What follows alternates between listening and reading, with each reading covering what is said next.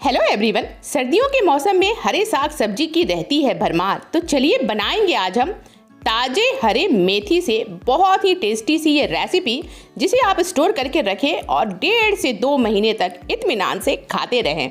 आगे अभी मैं आपको ये बताऊंगी कि कौन सी मेथी हमें लेनी है।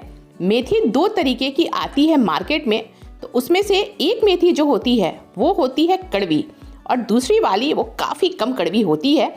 यहाँ पर मेथी को हमने अच्छे से बारीक काट लेना है। पहले उसे धो के छोड़ दिया हुआ था और फिर उसे बिल्कुल छोटे छोटे टुकड़ों में हम काट लेंगे। जो इसके डंठल हैं हमें खास करके ध्यान देना है, उसके डंठल ना आए, सिर्फ पत्तियों को महीन महीन बारीक आप काट लें। अब एक पैन में या कढ़ाई में डालेंगे हम 1 बड़ा चम्मच घी का। घी जो ही गर्म हो जाए फ्लेम को बिल्कुल धीमा करके एक हाथ में ले ले अजवाइन 1 चम्मच और साथ में हींग 1 छोटा चम्मच। एक ही साथ इन दोनों को डाल तुरंत ही अपने कटे हुए हरे मेथी को हमें इसमें डालना है। ध्यान रखेंगे अपना जो अजवाइन और हींग है उसे हमें बिल्कुल भी जलाना नहीं है। अजवाइन जहाँ जल जाएगी उसका टेस्ट बेकार हो जाएगा। हींग को भी तुरंत ही आप डालें, दोनों चीज़ों को रखें पास में। अब हम डालेंगे इसमें नमक 1 चम्मच। फिलहाल इतना ही नमक हम ऐड कर रहे हैं, बाकी का नमक आगे अभी हम मिलाएंगे और इसे और 1 मिनट तक अच्छे से थोड़ा सा प्रेस करते हुए आप चलाएं। घी में जब हम मेथी को भूनते हैं इसका कड़वापन बहुत हद तक कम हो जाएगा, इसलिए इस रेसिपी में इसे भूनना ज़रूरी है। अब इसे ढककर सिर्फ आप 2 मिनट के लिए छोड़ दें, फ्लेम को कर दें बिल्कुल धीमी। और बीच में अगर आपको ऐसा लगता है एक बार आप इसे और चेक कर लें। हमारी मेथी जो है अच्छे से भुन गई हुई है। मेथी के जो आप पत्ते लेंगे, पत्ते ले छोटे वाले। एक मेथी के पत्ते आते हैं बड़े बड़े से, वो मेथी होती है कड़वी और छोटी वाली जो है वो उतनी कड़वी नहीं होती। जब तक वो ठंडा हो रहा है मैंने यहाँ पर लिया हुआ है मैदा। 2 कटोरी मैदा है तो आधी कटोरी हम यहाँ पर डालेंगे सूजी को और 1 चम्मच मैदा मैंने निकाल लिया हुआ है कटोरी में, उसका यूज़ अभी हम आगे करेंगे।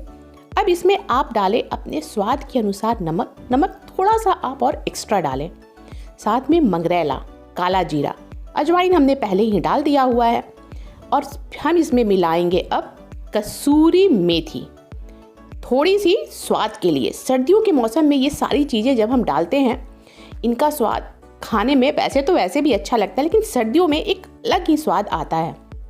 अब मोयम के लिए मैं डाल रही हूँ घी, और घी को जो हम डालेंगे उसे मैंने गर्म कर दिया हुआ है।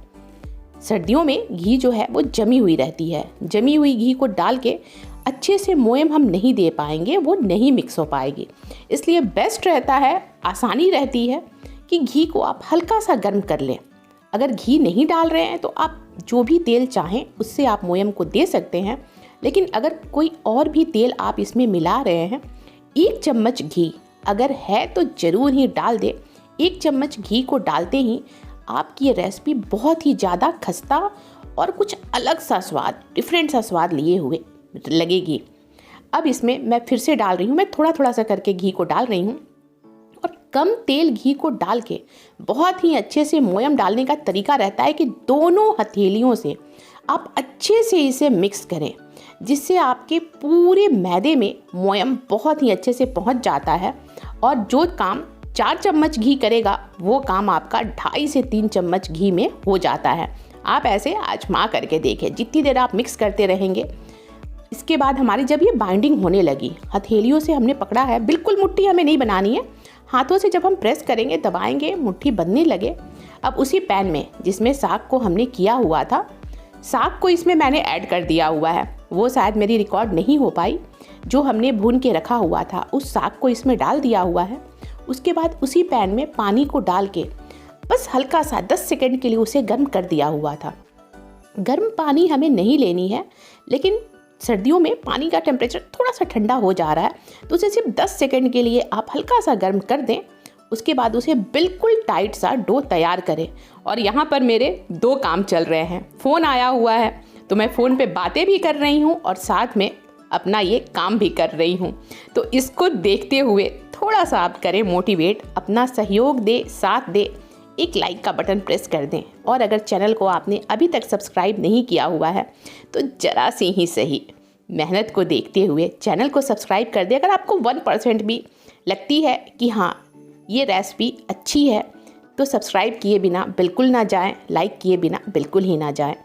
आटे को हमें बिल्कुल टाइट तैयार करना है। अपने हाथों का अच्छा से एक्सरसाइज करिए।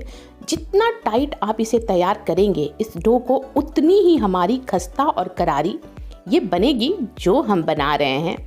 अलग सा स्वाद लिए हुए मठरी, आप इसे मठरी या नमकीन कुछ भी बना सकते हैं। जो मैदा 1 चम्मच निकाला था उसमें आधी से 1 चम्मच डाल दी है घी को और चिली फ्लेक्स को डाल दिया है। चिली फ्लेक्स को डालना बिल्कुल ऑप्शनल है। आप अगर चाहें तो चिली फ्लेक्स की जगह ऑर्गेनियो या जो भी मसाले आपको हो पसंद उसे आप डाल सकते हैं। अब इसमें जरा सा पानी को डाल के हमें इसकी गाढ़ी सी पेस्ट बनानी है। पतली ना बनाए, बिल्कुल गाढ़ी सी बनाए। यहाँ पे सिर्फ 10 मिनट के लिए मैंने इसे छोड़ा हुआ था। बहुत देर आप ना छोड़ें इस आटे को तैयार करके, नहीं तो फिर ये सॉफ्ट सी हो जाएगी। तुरंत ही 5 से 10 मिनट छोड़ के बड़ी सी लोई ले और उसको पूरे बेल ले अच्छे से प्लेटफॉर्म पे।